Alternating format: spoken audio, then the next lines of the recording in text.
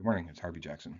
Just going to get through the Liberation Day as Trump has keyed it or termed it, and then like following the Liberation Day, there's he's still talking about the non-tariff barriers, and dairy is definitely one of those in Canada. What is he going to do against those kind of things, and just how food, even meat, the pork and the poultry industry, how does that cross the border as well with our different regulations for the standards that we have here. But ultimately, the next thing that we have to be watching for is how the retaliation is going to work. Uh, so here you can see on the left hand side, this is a lot of this is just the dollar and dollar related stuff. The biggest increase in changes of the dollar, and a lot of this is your commodities and your commodity related stuff. So impacting a lot of the country's foreign exchange here.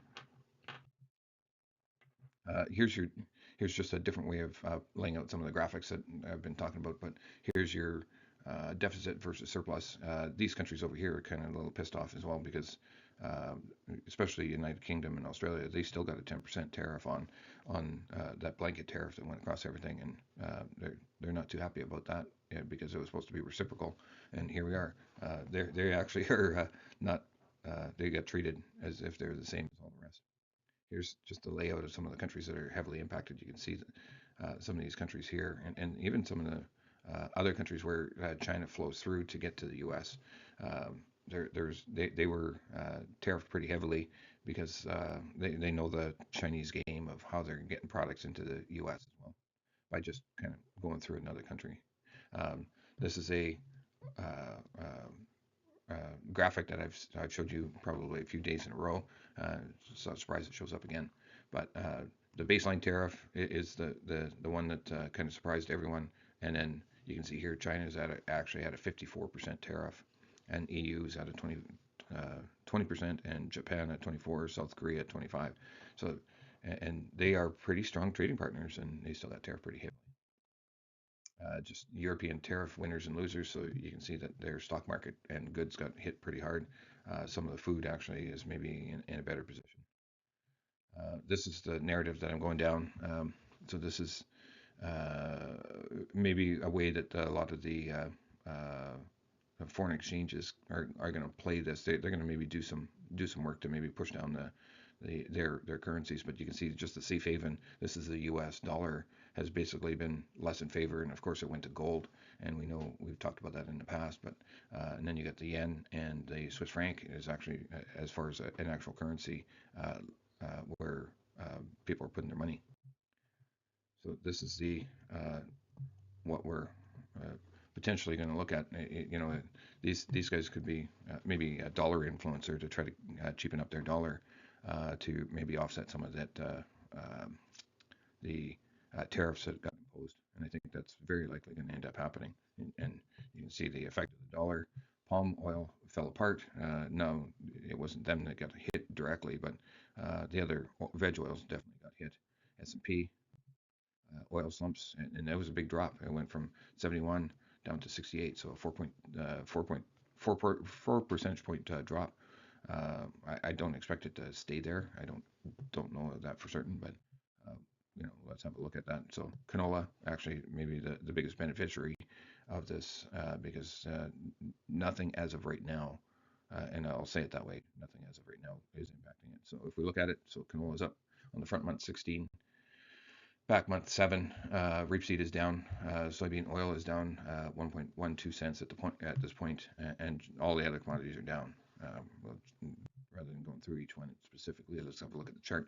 So here's your front month canola. We filled the gap. Where the gap is filled up as with these trade that we see here right now, and you know, I have a few clients with calls, and we'll see if those calls, well, those calls are going to definitely be have gained a fair bit overnight, of course, as well. So hold on to them for sure.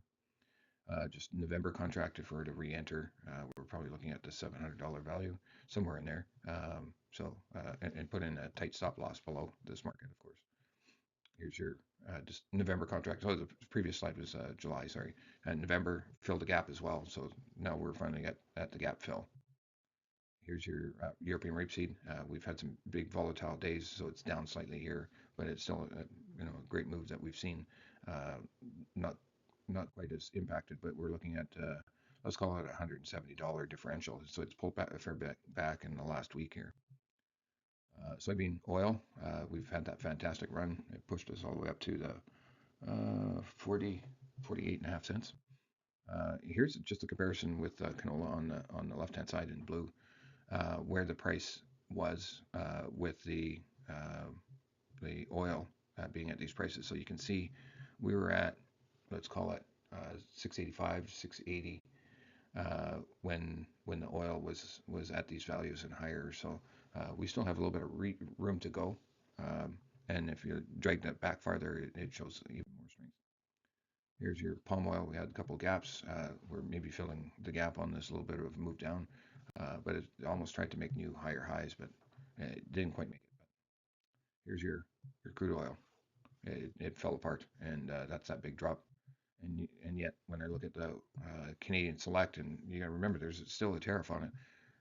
But now, are they paying this price with another 10% off? I don't know. Or is this the price?